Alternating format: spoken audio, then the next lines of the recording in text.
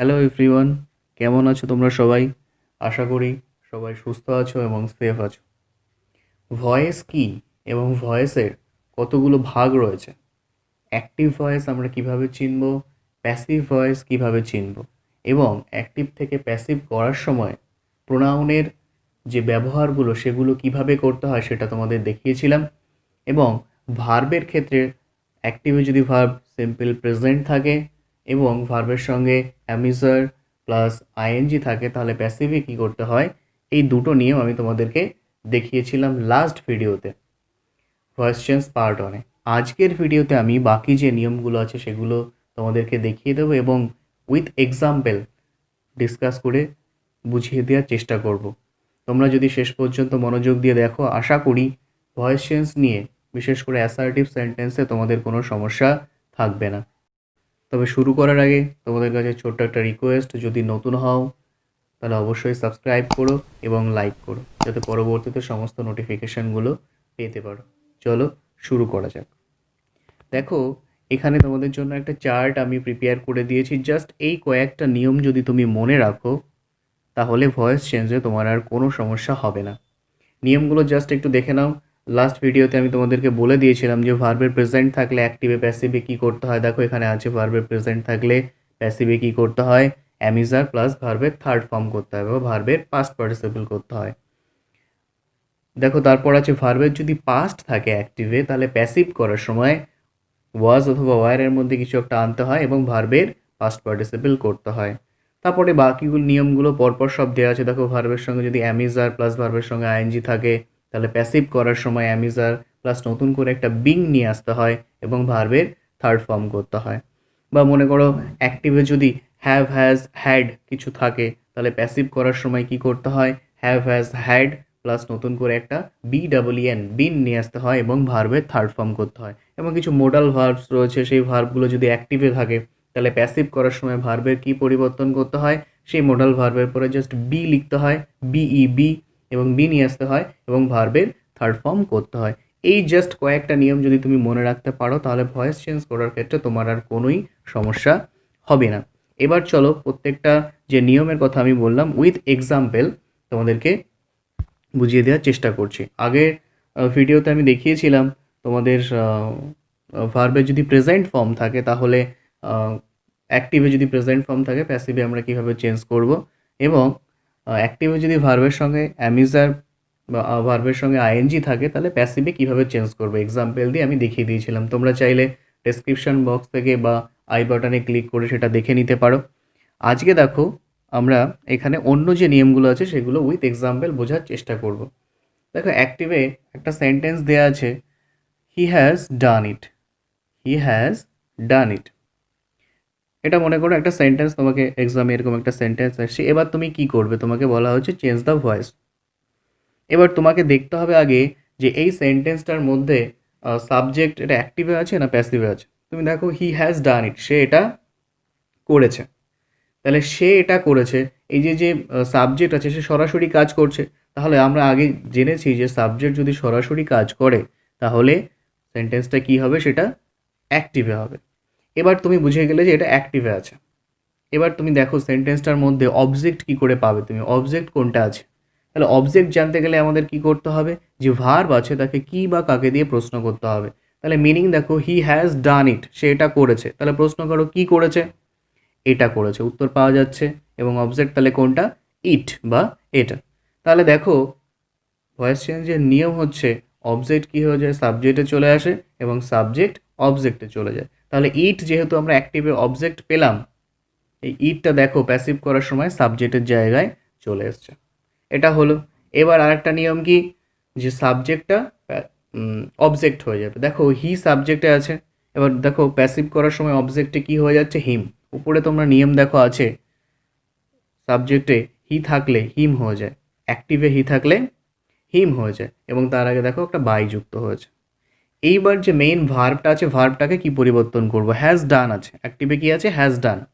এবার দেখো বাদিকে যে নিয়মগুলো আছে উপরে দেখো, যে অ্যাক্টিভে যদি হ্যাভ হ্যাজ হ্যাড কিছু থাকে, তাহলে প্যাসিভ করার সময় কি করতে হয়, দেখো ওখানে প্যাসিভ করার সময় কি করতে হয়, হ্যাভ হ্যাজ হ্যাড যা আছে সেগুলোই থাকবে, নতুন করে একটা বিন নিয়ে আসতে হবে এবং ভার্বের থার্ড ফর্ম হবে। দেখো এখানে নতুন করে BEEN বিন নিয়ে আসা হয়েছে এবং থার্ড ফর্ম তো করে দেওয়াই ছিল, ডান, সেটাই আমরা বসিয়ে দিলাম, ডু এর থার্ড ফর্ম ডান।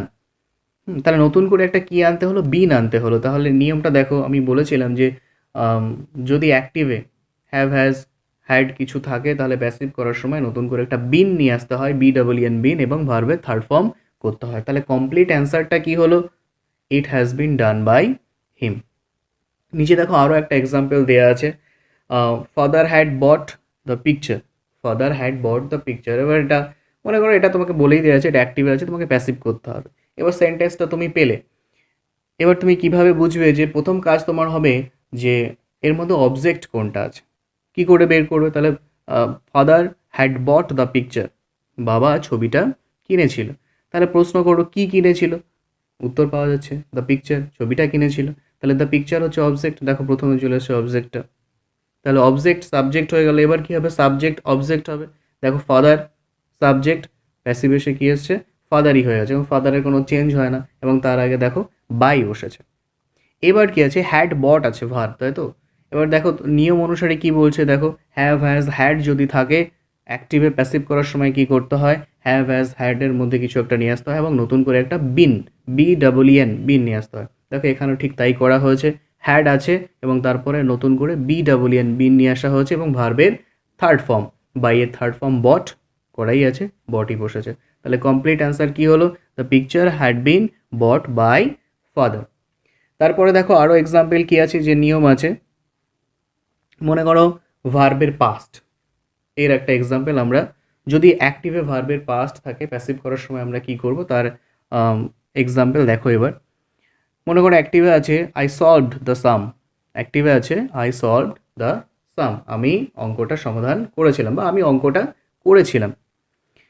এবার এই সেন্টেন্সটার মধ্যে তুমি দেখে তুমি প্রথম অবজেক্ট বের করবে, অবজেক্ট বের করার নিয়ম তো আমি বলে দিয়েছি, ভার্বকে কী বা কাকে দিয়ে প্রশ্ন করো। তো সলভ মানে হচ্ছে সমাধান করেছিলাম, তাহলে কী সমাধান করেছিলাম, দ্য সাম, অঙ্কটা সমাধান করেছিলাম। তাহলে এখানে দ্য সাম হচ্ছে অবজেক্ট, দেখো প্যাসিভ করার সময় অবজেক্টটা প্রথমে চলে এসেছে, দ্য সাম সাবজেক্টের জায়গায় চলে এসছে। এবার কি হবে, সাবজেক্ট অবজেক্টে চলে আসবে, তাহলে সাবজেক্ট কি আছে, আই আছে, তাহলে আই কি হবে, অবজেক্টের জায়গায় চলে আসবে। তাহলে আই যখন অবজেক্টে হবে, আই থাকলে কি হয় দেখো তো, উপরে যে প্রোনাউনের পরিবর্তনগুলো আছে দেখো, আই থাকলে মি হয়, দেখো প্যাসিভে মি বসেছে এবং তার আগে বাই যুক্ত হয়েছে ভয়েস চেঞ্জের নিয়ম অনুসারে। এবার সলভড, এটাকে আমাদের পরিবর্তন করতে হবে। এবার সলভটা আমাদের দেখতে হবে প্রেজেন্টে আছে না পাস্ট আছে না কিসে আছে। তাহলে সলভড এটা পাস্টে আছে, ভার্বের সেকেন্ড ফর্ম বা ভার্বের পাস্ট বলতে পারি আমরা, ভার্বের পাস্ট আছে। এবার দেখো তো নিয়ম অনুসারে যদি অ্যাক্টিভে ভার্বের পাস্ট থাকে প্যাসিভে কী করতে হয়, দেখো এখানে আছে অ্যাক্টিভে যদি ভার্বের পাস্ট থাকে প্যাসিভে আমাদের ওয়াজ অথবা ওয়্যার নিয়ে আসতে হয় এবং ভার্বের থার্ড ফর্ম করতে হয়। এবার দেখো এখানে ওয়াজ নিয়ে আসা হচ্ছে, কেন ওয়াজ আনলাম, নিয়ম অনুসারে ওয়াজ বা ওয়্যারের মধ্যে কিছু একটা আনতে হবে, কিন্তু যেহেতু দ্য সাম একটা সামের কথা বলছে, নির্দিষ্ট করে বলছে, সেই জন্য আমরা এখানে ওয়াজ বসালাম। এবং সলভড, সলভের থার্ড ফর্ম সলভডই হয়, সলভের থার্ড ফর্ম সলভডই হয়, আমরা সলভড বসিয়ে দিলাম। তাহলে কমপ্লিট কি হলো, the sum was solved by me, এটা হলো। পরে দেখো আরও একটা এক্সাম্পল দেওয়া আছে, she was drawing a picture. এটার অ্যান্সার দেখো কীভাবে করা আছে, প্রথমে তোমাকে দেখতে হবে যে এখানে অবজেক্ট কি, অবজেক্ট পিকচার, পিকচার নিয়ে আসা হয়েছে। এবার সাবজেক্ট আছে শি, দেখো সাবজেক্টটা অবজেক্টে গিয়ে হার হয়ে গেছে, তার আগে বাই যুক্ত হয়েছে। এবং দেখো এখানে নিয়ম অনুসারে অ্যাক্টিভে যদি ওয়াজ বা ওয়্যার এবং ভার্বের সঙ্গে আইএনজি থাকে, দেখো প্যাসিভে নিয়ম যে নিয়ম আছে সেই নিয়ম অনুসারে এখানে পরিবর্তন হয়েছে। কি পরিবর্তন হয়েছে দেখো, অ্যাক্টিভে ওয়াজ বা ওয়্যার প্লাস ভার্বের সঙ্গে আইএনজি থাকলে প্যাসিভে কী করতে হয়, ওয়াজ বা ওয়্যার নিয়ে আসতে হয়, প্লাস নতুন করে বিং নিয়ে আসতে হয়, BEING বিং নিয়ে আসতে হয় এবং ভার্বের থার্ড ফর্ম করতে হয়। এখানেও ঠিক তাই করা হয়েছে, দেখো পিকচার, তারপরে ওয়াজ নিয়ে আসা হয়েছে যেহেতু সিঙ্গুলার, পিকচার সাবজেক্টটা সিঙ্গুলার সেই জন্য ওয়াজ নিয়ে আসা হয়েছে এবং নতুন করে যে বিং নিয়ে আসার কথা বললাম বিং নিয়ে আসা হয়েছে। তাহলে পিকচার ওয়াজ বিং, বিংয়ের পরে ভার্বের থার্ড ফর্ম, ড্র এর থার্ড ফর্ম কী হয়, ড্র, ড্রিউ, ড্রন, তাহলে ড্রন লেখা হয়েছে এবং বাদ বাকি দেখো কমপ্লিট কী হলো, তাহলে picture was being drawn by her, এরকম হলো। নেক্সট আরও যদি এক্সাম্পল তোমরা দেখতে পারো, দেখো সেন্টেন্সটা আছে they will finish the work, they will finish the work. এবার আমি বলেছি যে তুমি প্রথম সেন্টেন্সটা পেলে কি করবে, দেখবে যে এটা অ্যাক্টিভে আছে না প্যাসিভে আছে, তারপর তুমি কি করবে যে সেন্টেন্সটার মধ্যে অবজেক্ট কোনটা সেটা আইডেন্টিফাই করবে। এবার ভার্বকে তুমি প্রশ্ন করো, they will finish the work, তারা কাজটা সম্পূর্ণ করবে, তাহলে কি করবে, কাজটা। ওকে, কি ফিনিশ করবে বা কি শেষ করবে, কাজটা সম্পূর্ণ শেষ করবে বা কাজটা সম্পূর্ণ করবে। তাহলে এখানে কাজটা হচ্ছে অবজেক্ট, দেখো দ্য ওয়ার্ক সেটা সাবজেক্টে চলে এসছে। এবং এই যে সাবজেক্টটা আছে অ্যাক্টিভে দে, দেখো প্যাসিভে গিয়ে কি হয়েছে, দেম। উপরে প্রোনাউনের যে চেঞ্জেসগুলো আছে সেগুলো তোমরা দেখতে পাবে যে দে থাকলে দেম হয়, ঠিক দেমই বসেছে এবং তার আগে বাই যুক্ত হয়েছে।